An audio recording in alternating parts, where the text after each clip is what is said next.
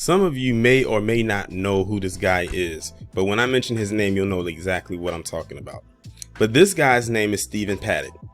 And back in 2017, while in Las Vegas, and I believe during a music festival, this guy committed what they have reported as the deadliest mass shooting, mass murder on America's record as far as shootings go. I believe this guy killed about 60 plus people in one fell swoop with a military style weapon. And basically what he did was he went to the highest point as he could on top of the Mandalay Bay and just started firing off at people and basically committed a deadly domestic terroristic attack. And as a matter of fact, on my original channel, this was like the last video that I actually posted up on that channel before it got terminated. And it's mainly because not what I was talking about pertaining to the subject, but because of how I titled it. And I ended up getting a strike, and then it kind of ballooned into something else, and then I ended up losing the channel. Thus, the birth of the Taurean Reign Reloaded channel. So I guess you can say it's a blessing in disguise, so to speak. But you would think that, time has gone past. They really haven't talked about it as much like they did at one point, maybe on a local level when the anniversary part rolls around, because I believe it happened in October of 2017, or maybe like late September. It was somewhere around that region, but you really didn't hear too much more about it. And you didn't really hear anyone saying that they were going to pull copycat styles of what he did, at least not until now. So you have this man right here who looks like, doesn't he just looks like a well-adjusted individual? He looks so quote unquote normal, right? At least by American standards.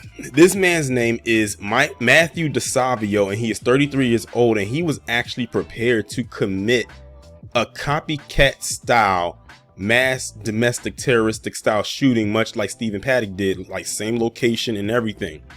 And he was planning to do this hours before the Stanley Cup Finals, or the last game, what would be turned into the last game of the Stanley Cup Finals. Because in case you didn't know, the Stanley Cup Finals was hosted in Las Vegas, in which the Las Vegas Golden Knights, who was the NHL team out there, ended up winning their first Stanley Cup. And that's when he planned to do it. And that would probably have been the perfect time for him to do it, because the city was crowded with a lot of people who were most likely going to those games. So that was perfect for him. Much like with Stephen Paddock, it was during a music festival when there was an influx of people out there, more people, more victims. But it ended up getting thwarted. I don't know exactly how, but it did. Luckily, it didn't, turn it into anything crazy where it would have been all over the news. So I'm gonna go ahead and read this article so we can get more insight into this dude and what he was trying to do, and maybe even why. A quote unquote stalker who threatened to recreate America's worst mass shooting in history at the Stanley Cup Finals was thwarted by cops just hours before the Vegas Golden Knights clinched the ice hockey championship on Tuesday night. Las Vegas Metro Police successfully foiled Matthew DeSavio's chilling threat to carry out what would have been a devastating massacre before the eyes of a franchise record crowd of 19,058 at the T-Mobile Arena. Just before noon on Tuesday, police were called to a Las Vegas business by a person who told officers DeSavio had stalked them for about a decade, officers said. DeSavio, age 33, later arrived at the business where the cops arrested him, according to documents obtained by Nexstar's KLAS Wednesday. Police said that DeSavio was also posting threatening messages about the Stanley Cup Finals on Facebook. It was Vegas Golden Knights who triumphed over the Florida Panthers, sparking wild scenes of jubilation in quote-unquote Sin City. One terrifying message by DeSavio read, "I'm coming for you guys tonight, and I hope you get every blank police officer in Vegas Golden Knights there to defend you. Hope Sin City is ready for the Mandalay Bay Massacre Part 2, or Part 2 in French." The DeSavio post was a sickening reference to America's worst ever mass shooting, which left 61 people dead, including the killer, and hundreds others injured. Lone gunman Stephen Craig Paddock used automatic weapons to rain down gunfire on a crowd of 22,000 people attending the Route 91 Harvest Festival on October 1st, 2017. The 64-year-old multi-millionaire who shot himself afterwards was found dead with 16 guns in a room in the Mandalay Bay Hotel across the street from the festival. That was one point that I did forget about him. This man was a multi-millionaire. And I think that threw everybody for a loop, because people was like, why is this guy who's a multimillionaire? He's not like a blue collar worker. He's not struggling financially. What would make him go and try to commit this type of act? Considering when you think about people who commit these type of shootings, usually don't have a lot of money, but this guy did. So it makes you wonder, like, what made him do that, considering his status, his financial status. 6 years on from the horror massacre, DeSavio was arrested by police outside of a Vegas business around 5 hours before the game began. Police had also been contacted by a concerned member of the public who had seen DeSavio's Facebook post, which declared his intention to conduct a mass shooting at T-Mobile Arena. As patrol officers were placing DeSavio into the patrol car, DeSavio declared several excited utterances, asking if anyone has seen his Facebook post yet, and that the Knights need to win by a certain amount or he will do a repeat of the Mandalay Bay 1st October shooting, police said. Police said that DeSavio had been adjudicated for prior stalking and harassment cases. They did not reveal whether the 33-year-old actually had access to weapons, although after his arrest, police said they were aware of the threat. Worrying police had also had reports of another disturbing Facebook post made by DeSavio on October 26. Something big is about to hit the Vegas Strip. Hashtag October 1st was just a preview. Let's blank. I'm guessing that he's saying let's F shit up. Be up before I literally hashtag blow up Paradise, Nevada, the post said, according to police. Cops questioned DeSavio following the threat last year after he agreed to meet with them at a fast food restaurant. During questioning, DeSavio was understood to have stated he wanted to drive his vehicle into the Mandalay Bay. DeSavio was ordered to complete a competence evaluation by a judge in November and awaited treatment for 78 days, something his public defender said violated his due process rights. Judge Christy Craig concluded in March that the state failed to transport DeSavio to a behavioral health treatment in a timely manner. After then being remanded in custody for 8 days, the judge dismissed the charges and he was released in April. He faces charges of stalking, making a false threat regarding an act of terrorism, aggravated stalking, and violating a temporary protection order for the threats he made Tuesday. DeSavio refused to be taken from the Clark County Detention Center to the Regional Justice Center for his initial appearance on Wednesday. His court appearance was rescheduled for June 20th with no bail.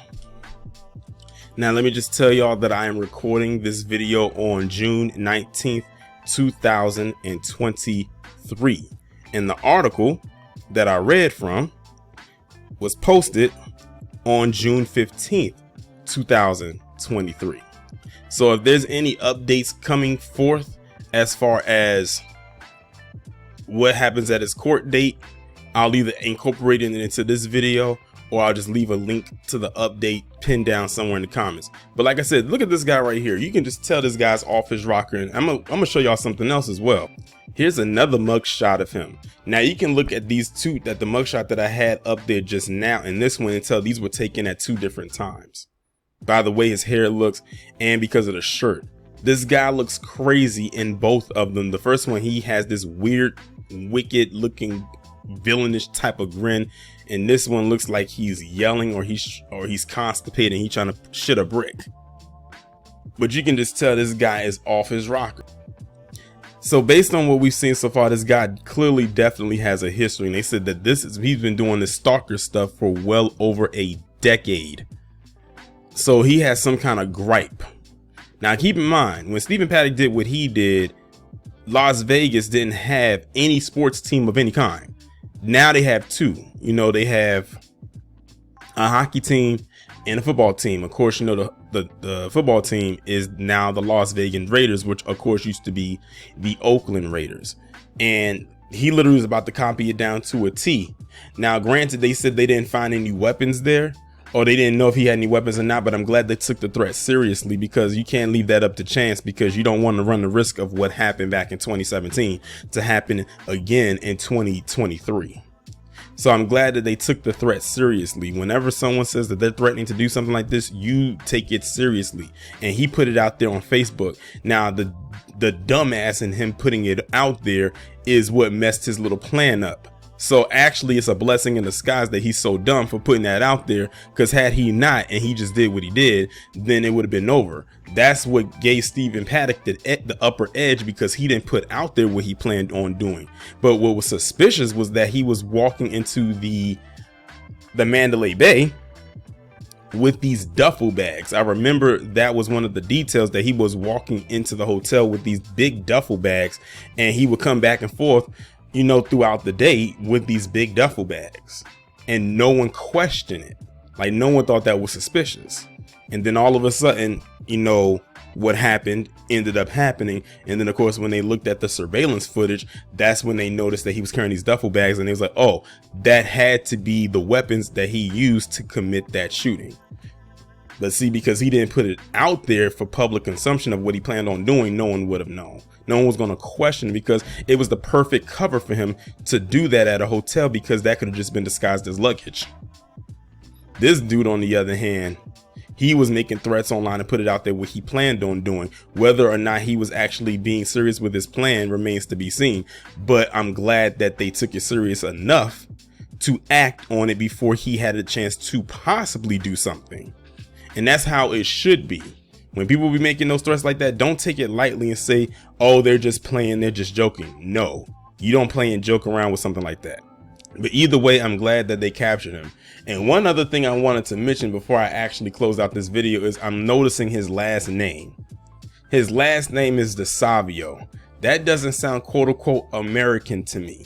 And when I look at his picture, it looks kind of, it looks kind of sus. I don't know about y'all, but it sounds kind of Italian to me. Usually when a lot of people have that name that has "duh" in it like that, and they capitalize, you know, the letters after that, it sounds Italian. Just like you have DeSantis, D-E, then capital S. His name is like that too, D-E, capital S. So I'm thinking it might be some Italian roots there, but you know, they're what I call the quote unquote recent whites, because they've only been classified as white for like the last 100-some odd years. But I don't know. But that last name just kind of, you know, it's kind of iffy to me. But either way, I'm glad they captured him before he did what he did. He should not have been given so many chances back initially when he was doing what he did. If they just kept him locked up before this wouldn't even be a story. But they keep letting these crazies out to go and run rampant and do what they do. And that's why we keep getting stories like this every single day.